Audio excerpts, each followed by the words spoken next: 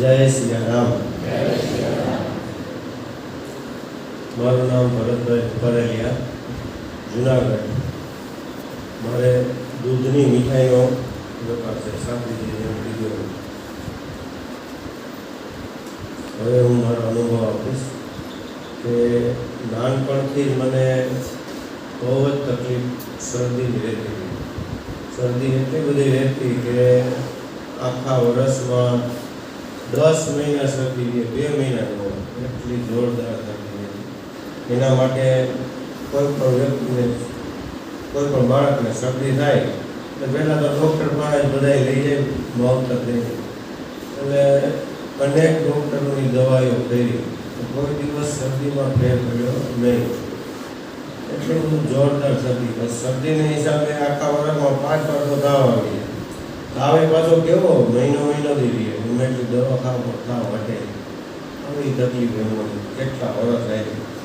પછી ઘરગથ્થુ ઈલાજ એટલા કર્યા, એમાં કંઈ બાકી નથી, બધું કરી લીધું. તો ભાઈ કોઈ વસ્તુ બાકી જેટલી ટૂંકમાં શરદીને આપણે મટાડવા માટેની જેટલા ઘરગથ્થુ ઈલાજ હોય બધા કરી લીધા. એનાથી કોઈ વસ્તુનો ફેર ન પડ્યો. એનું એક કારણ મેન એ હતું કે દૂધનો વેપાર, અમારે દૂધની મીઠાઈનો વેપાર. એટલે દૂધ સારામાં સારું, ઓછામાં ઓછા ફેટનું દૂધ હોય ઘરે ખૂબ અમે ખાતા બધાએ. અને અમે ગામડામાં ત્યારે રહેતા, એટલે ગામડામાં માન્યતા એવી કે જેટલું દૂધ અને ઘી ખાવ ને એટલી શક્તિ તમારામાં વધારે આવે. સિટીમાં હોય પણ ગામડામાં અતિશય જટિલતાપૂર્વકની એવી માન્યતા હોય. અને મારી પણ એવી માન્યતા હતી કે ભાઈ આપણે દૂધ ને ઘી ખૂબ ખાઈ. મેઇન કારણ શરદીનું વધારે એ હતું કે દૂધ ને ઘીનો ખોરાક. લગભગ 20 વર્ષ પહેલાં મારું બોડી પણ બહુ હતું, લગભગ 90-95 કિલો વજન હતો મારો. એટલે મને ડિપ્રેશનની તકલીફ થઈ ગઈ, જેમ કાલે અતુલભાઈ વાત કરી માનસિક તકલીફની, એવી તકલીફ મને જોરદાર થઈ ગઈ કે વિચારોનું તોફાન ઉપડી ગયું મગજમાં. 1 મિનિટ શાંતિ ન મળે, આખો દિવસ ભાગી, ક્યાંય બેસી ન હતું. અને રાત્રે જેમ અતુલભાઈએ વાત કરી એમ નીંદર ન આવે કોઈ વાતે. ગમે એટલી નીંદરની દવા ખાઈએ પણ ઊંઘ આવે જ નહીં ક્યારે. પછી ભગવાનને પ્રાર્થના કરવું, ગોળી ખાવા છતાંય નીંદર ન આવે તો પછી ભગવાનનો સહારો લેવો પડે. તો ભાઈ હવે 2-3 રાત લગભગ મેં કીધું જવાની તૈયારી, આગળ ખબર પડી જાય. 2-3 કલાકમાં ઉડાવી ગયો તો હું મારું થોડું ઘણું કામકાજ કરતો. શરૂઆત થઈ ને ત્યારે મને પેરેલિસિસ એટેક પણ આવી ગયો. એમાં મને બીપી પણ હતું, એટલે બીપીની ગોળી પણ હું ખાતો હતો. અને પેરેલિસિસ એટેકની હિસાબે એક અંગ માઇનર હતો, કારણ કે મારે પેરેલિસિસ એટેક માઇનર જ હતો. એટલે થોડી ફટાફટ હતું હાથમાં, પગમાં, સહેજ મોઢું ત્રાસું થઈ ગયું હતું. એટલે પેરેલિસિસ એટેકની તકલીફ હતી અને માનસિક તકલીફ અને બોડી વધારે હતું. અને શરદીની તકલીફ તો પહેલેથી હતી જ. એના માટે બધું દવા તો આપણે કંઈ કરતા નહોતા, પણ આ માનસિકની દવાઓ ખૂબ થઈ. ઘણા ડૉક્ટર બદલાવ્યા, પછી રાજકોટના ડૉક્ટર બદલાવ્યા, પછી હોમિયોપેથિક દવાનો તો મને ઘણા માણસો ના પાડતા હતા કે એ ન ખવાય, કે આદત પડી જાય ને પછી છોડવી મુશ્કેલ થઈ પડે અને આગળ જતા પછી શોર્ટે દેવા પડે, એવું બધું કહેતા માણસો. આપણને એવો અનુભવ નહોતો, કોઈ દિવસ કંઈ આપણે એવું સાંભળ્યું નહોતું કે ભાઈ આવું બધું થાય, માનસિક બીમારી હોઈ શકે એવી ખબર નહોતી. થઈને ખબર પડી આ માનસિક બીમારી એવી ખબર નહોતી.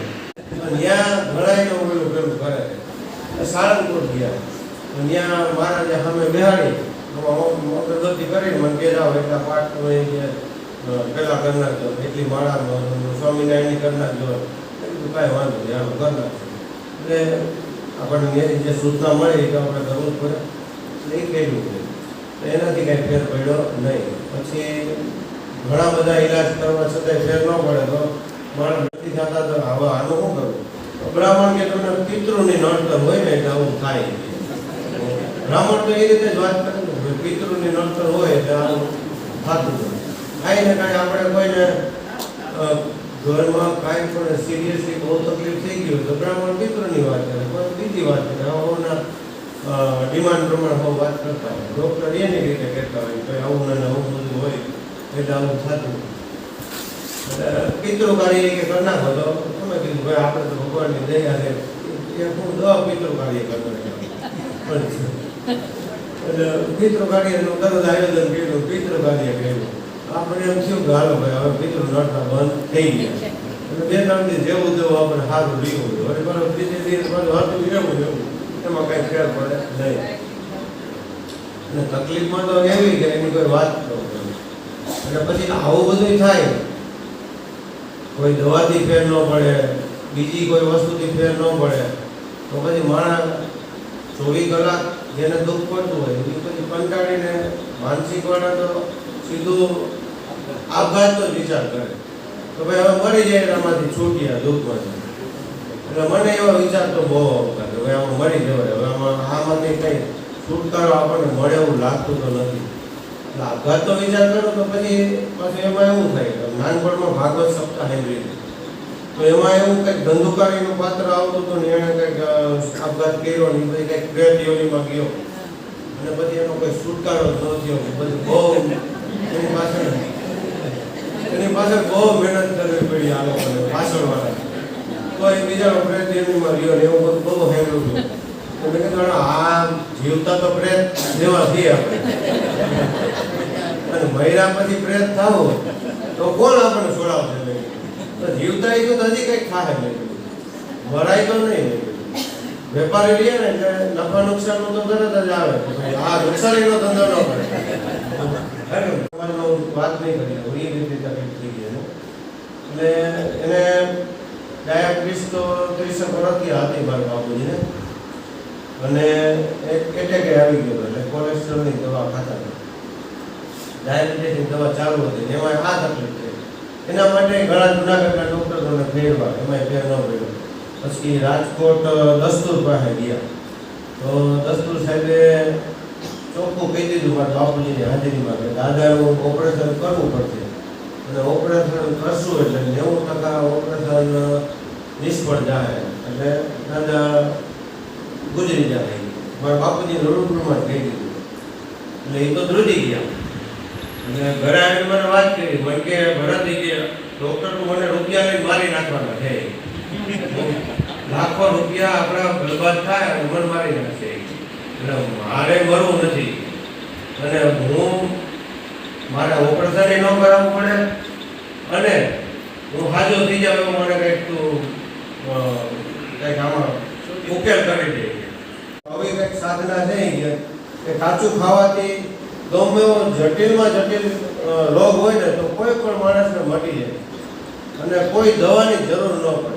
એ રીતની વાત કરતા ગયા મને અને એ નીકળી ગયા.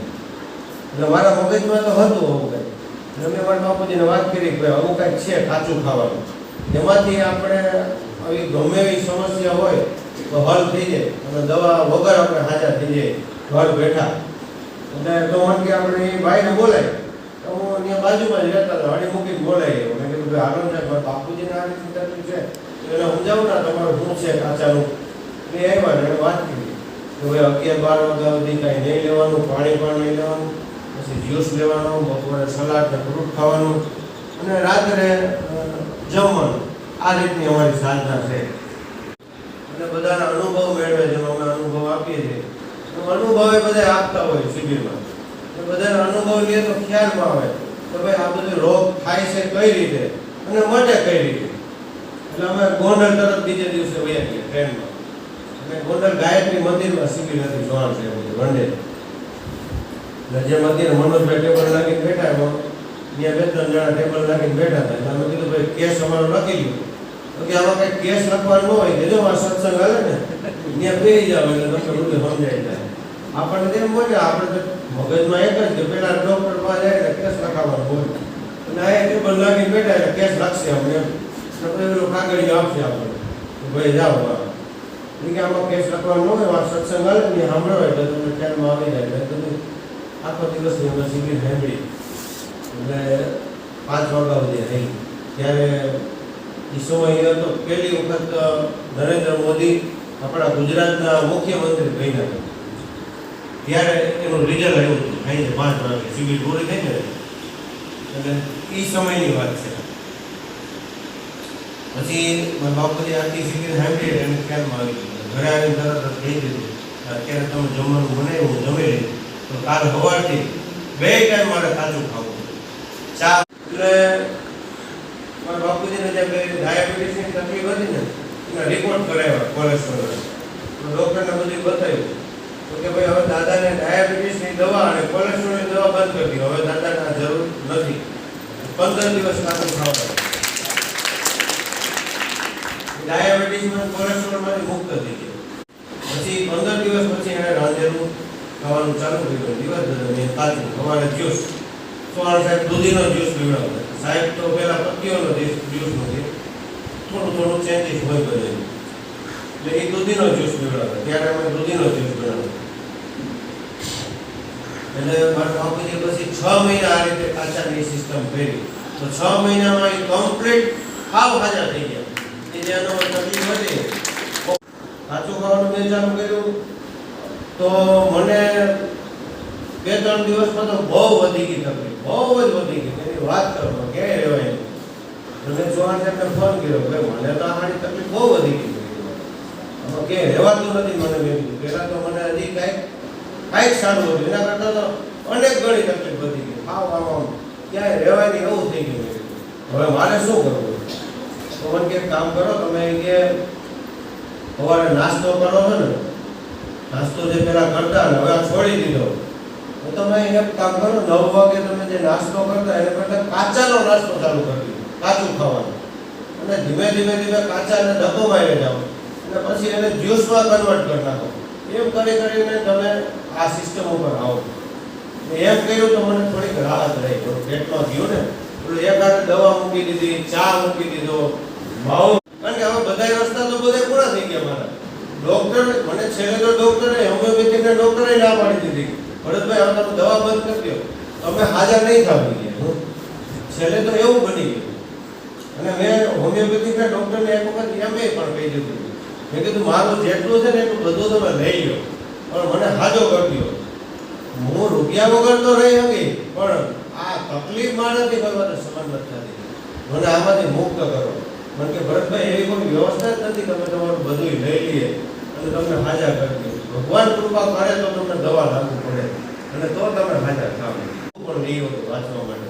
એટલે જ્યારે બહુ મન વિચલિત થઈ જાય ને ત્યારે હું બુકનું વાંચન કરતો એટલે મનને થોડીક નિરાશ રહેતી. નકર આપણને મન છે ને ત્યારે ગોથું મરાવી દઈએ ત્યારે ભૂલાવી દઈએ. આપણે આજે 7 દિવસની શિબિર આપણે આ બધું સાંભળીએ છીએ. 7 દિવસની શિબિર આપણે બહુ મક્કમતા રાખશું તો 3 દિવસ સુધી મન યાદ રહેવાની. પછી તો આ જે માયાના ક્ષેત્રના જે ફળ છે ને બધા આપણા માણસ ઉપર ઢકાતા જાય. આ શિબિર આપણે જે 3 દિવસનો આપણે આજે અત્યારે જે આનંદ લઈએ છીએ સત્સંગમાં એ બધું 3 દિવસમાંથી ભૂલાઈ જાય. અને યાદ રાખવું હોય ને તો આપણે બુકોનું વાંચન કરવું આપણે બધાને માટે બહુ જ જરૂરી છે. એટલે એ સંપર્ક અને પેલું એ વાંચન એ બધું આપણે જાળવી રાખવાનું છે તો આપણને તાજું રહે, નકર તો ભૂલાઈ જાય. એટલે મેં પણ બુકોનું વાંચન હું કરતો. મને તકલીફ જ્યારે પડતી ને બહુ વિચલિત થઈ જતો, બહુ દુઃખી થતો. કારણ કે જમવાનું મૂકવું એ તો બધા માટે અઘરું જ છે ને. અને ત્યારે તો ચૌહાણ સાહેબનું જે સિસ્ટમ હતી ને એ બહુ જટિલતાપૂર્વકની હતી કે ભાઈ રોંડે સાહેબ તો આપણને 3-4 વાગે નાસ્તો કરાવે છે અને સરસ મજાનો કરાવે છે. એ તો નાસ્તાને તો આમ ના જ પાડતા. એની બદલે કે કારેલાનો જ્યુસ પીઓ તમે, નાસ્તો તો નહીં. મારા આજે આખા દિવસમાં 3-4 ટાઈમ જ્યુસ ચા પીતા હોય, બપોરીવાળા માવા ખાતા હોય, 2-3 ટાઈમ જમતા હોય, એને પડવાનું હવે એટલે છોડાવી દેવું અને જટિલતાપૂર્વક. અગર એમ કે ભાઈ ન રહી શકો તો હળવો નાસ્તો થોડોક તો કરવો જોઈએ ને. એ તો નાસ્તાને તો હાવ ના જ પાડતા. એટલે એનું થોડુંક જટિલતાપૂર્વક હતો ને. અમારા ભાઈમાં પહેલેથી એ આવ્યા. એક જ સેકન્ડમાં મને મોઢું જોઈને મને કે આ ભાઈ કે શામ કો ધ્યાનમાં ક્યાં નહીં બેઠતે હો? મેં કીધું સાહેબ મને ભૂખ કેવી લાગે? મેં કીધું મારું ધ્યાન જે એવી ભૂખ લાગે ધ્યાનમાં મને બેહવું કેમ? મને કે નાસ્તા કરના કોઈ તો कुछ बिगड़ जाएगा. મેં કીધું હે કે નાસ્તા कर ले हो तो कुछ बिगड़ जाएगा.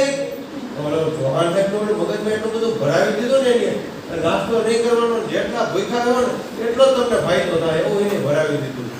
એટલે સાહેબ કે નાસ્તા કરવે હોય તો કુછ બિગડ જાય કે હું વિચારમાં પડી ગયો હું સાહેબ વાત કરે છે. એટલે મેં કીધું ત્યારે એની શિબિરો મેં ખૂબ સાંભળી લીધી એટલે ખ્યાલમાં આવી ગયો કે જે કે પરફેક્ટ જ હોય એટલે વિચારમાં પડી ગયો. તે પછી મેં નાસ્તો ચાલુ કર્યો. નાસ્તો ચાલુ કર્યો પછી મેં ધ્યાનમાં બેહવાનું ચાલુ કર્યું. આમાંથી તો ધ્યાનમાં હું નતો થઈ ગયો. અને એની મને ઇફેક્ટ એટલી બધી ખરાબ પડી કે જે ભૂખ્યું રહેવાનું મને ઇફેક્ટ એટલી બધી ખરાબ પડી કે હું જેવો આવ્યો હોય જો ને એ ભેગું મારે ખાવાનું ચાલુ થઈ જાય. બીજી વાત નથી, એવો માણસ ઉપર મને ઇફેક્ટ ખરાબ પડી મને. હું રાત્રે સૂવું તો આખી રાત ખાવ જ, બીજી વાત નથી, આખી રાત ખાતો હોઉં, આખી રાત આમ દીને ન ખાવ રાતના ખાધે રાખો. એટલે એવી ઇફેક્ટ મારા માણસ ઉપર ખરાબ પડી. અને એને હિસાબે હજી હું ઉપવાસમાં ડરું છું, હજી ડરું છું. અને ઉપવાસનું નામ પડે તો હું બી જાય હજી. સાહેબ હમણાં 2 દિવસ પહેલા જ કહેતા હતા કોણ ચલે ગયા કે પદયાત્રા પદયાત્રા વાંધો નહીં પણ મેં કીધું ત્યાં ઉપવાસ કરવો પડે હજી હું ઉપવાસ ભલે હું કરી લઉં ઉપવાસ પણ હજી આમ ઇફેક્ટ બહુ હજી પૂરી નથી થઈ. એટલે આવું બધું બહુ થાય એટલે એન્જોય કરવાનું બરાબર. સાહેબ હું કીધું આપણે હમણાં જ કીધું હા વાત પછી નેચરલ ગયું કાચાથી જેમ વ્યવસ્થિત જે અત્યારે આપણે બધી સાંભળીએ છીએ સાહેબ એવી રીતે નહોતું. ખાલી કાચાનું બહુ હતું. કીધું અડાડે પાણી ઉપર કરાતા, પાણી વગર પાણીએ બધાને કરાતા.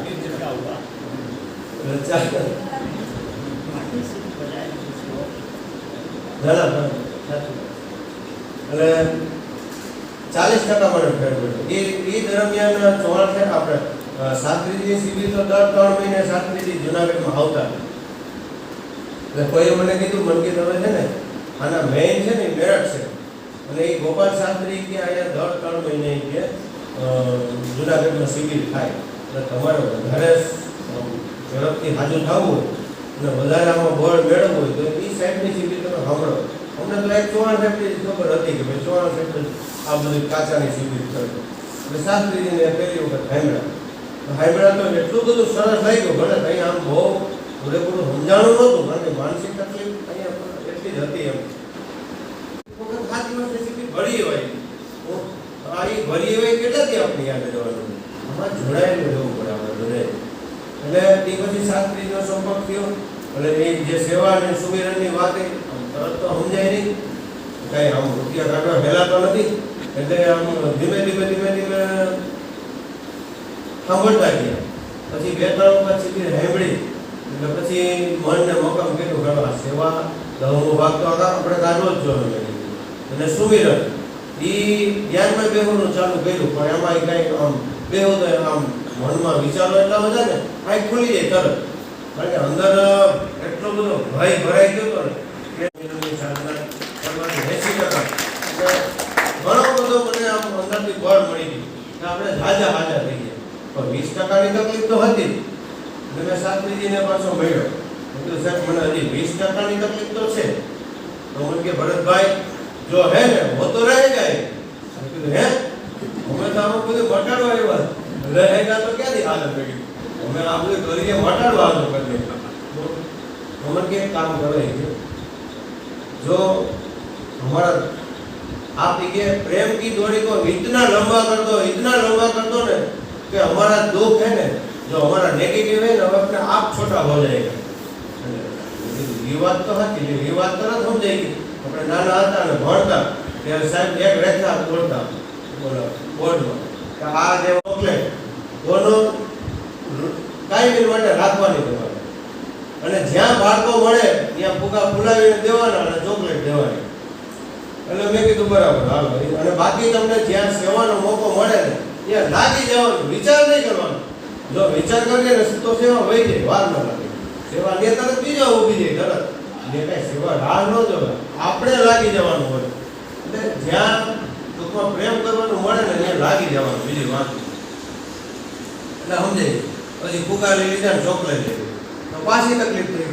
કારણ કે વેપારી માણસ ફુગા ફુલાવી દઈએ તો સમાજમાં કેવું લાગે? એટલે આ લાકડાના ધંધા ક્યાં કરે? ફુગા ફુલાવાના ધંધા ક્યાં ઉપર હલાય? કે માણસ ભલે કેક ન કહે પણ આપણને એવું મનમાં ગ્રંથિ થઈ ગઈ હોય તો આપણે કઈ ફુગા ફુલાવી દઈએ સારા લાગીએ નહીં.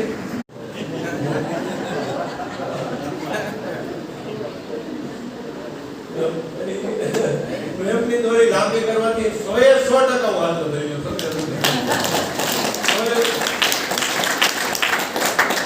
100% નહીં પણ 150%.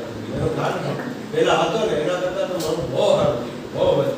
અને હવે મને એવું થઈ ગયું કે હું આમ મનથી યુવાન બની ગયો, મનથી. ભલે મને દેખાવમાં માણસ જેવો થયો હોય, કારણ કે દેખાવ તો બગડી જાય, આપણે દુઃખી થાય એટલે દેખાવ તો બગડવાનો જ છે. દેખાવ મારો કદાચ ભલે બગડી ગયો, પહેલા તો હું બહુ સારો હતો,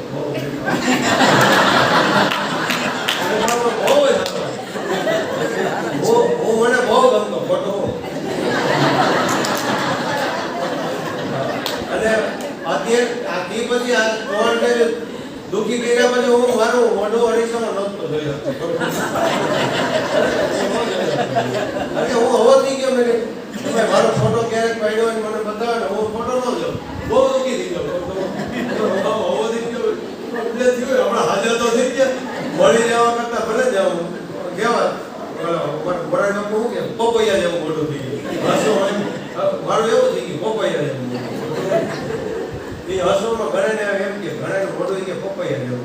બીજું ત્રીજું ભલે કામ તો બધું કરતો, મહેનત થોડું કરતો, પણ બોડીની હિસાબે થોડુંક તો ક્યાંક માણસ હવે બોડી વયું ગયું. લગભગ મારો 20-25 કિલો વજન ઘટી ગયો મારો. અને કેવડો મોટો ફાયદો થઈ ગયો. 20-25 કિલો માણસ ખોટો બગાડ લઈને કરતું હોય એને કેટલું ભારે પણ લાગતું હોય. ગોઠણની તકલીફ હતી મારે ત્યારે, એ સમયમાં ગોઠણની તકલીફ હતી, ગોઠણની તકલીફ, કમરની તકલીફ હતી. એ બધું ક્યાં હોય ગયું ખબર ન પડી, કેમ ફેર પડી ગયો કાંઈ ખબર ન પડી. એટલે આવું બધું આવ્યું અને ભગવાનની દયાથી બહુ સારું થઈ ગયું. અને દશાંશ કાઢવાથી બીજા ઘણા બધા કેટલા ફાયદા થયા. રોગમાંથી તો મુક્તિ થઈ ગઈ, પણ બીજા આજે પહેલાં હું જે મારે ધંધાની શરૂઆત કરી ત્યારે હાવ શૂન્યમાંથી મેં કરી. ખાલી 5 કિલો જ પેડા બનાવતો હતો, 500 કિલો એ ભગવાને પુગાડી દીધો. એવો ધંધાનો અને એ સારું કર્યું. ભલે ગુજરી ગઈ એનો આપણને 100% નહીં પણ 150% દુઃખ છે. ઘર ખાલી થઈ ગયું એટલે આવું માણસ એ ઘરવાળી પાછી કેવી હતી રૂપાળી અને કેવી હતી કે એની કોઈ સીમા દુનિયામાં કોઈને ઘરવાળી ન મળે એવી મને મળી, એવી મળી. મારા નસીબ 36 વર્ષ ભેગા રહેવાનું હશે, ભગવાને એવું નક્કી કરેલું હશે તો એને પૂરું કરી નાખ્યું મન. મને જે કાંઈ એની ઈચ્છા છે, બાકી ઘરવાળી તો દુનિયામાં કોઈને ન મળે એવી મને મળી. નવી ઓફર સંતુષ્ટ હતો એનાથી, કેટલો સંતુષ્ટ હતો. પણ દુઃખ તો થાય એટલે 3 મહિના હું એક ધારો રહ્યો. પછી મથુરાની પદયાત્રા હતી એટલે હું દુઃખી બહુ હતો, બહુ જ દુઃખી હતો. એટલે મેં કીધું આ દુઃખ બહુ છે ને, હવે આ પદયાત્રામાં સાત્રીજી એટલે 7 દિવસ હું રહીશ ને તો જ હું આમાંથી મુક્ત થઈ શકીશ. એટલે મેં નક્કી કર્યું મારે જવાનું નહોતું, મારી ટિકિટ નહોતી લેવાની રેલવેની. હું બીજાની ટિકિટ ઉપર ગયો હતો પદયાત્રામાં. ત્યારે 3 મહિના થયા હતા ગુજરી ગઈ નથી. એટલે હું દુઃખી એટલો હતો અને ઉપવાસથી તો હું ડરતો હતો બહુ જ, બધું ભેગું જ હતું. ઉપવાસથી મને ડર લાગતો અને મારે પદયાત્રામાં જવાનું 100% નહોતું.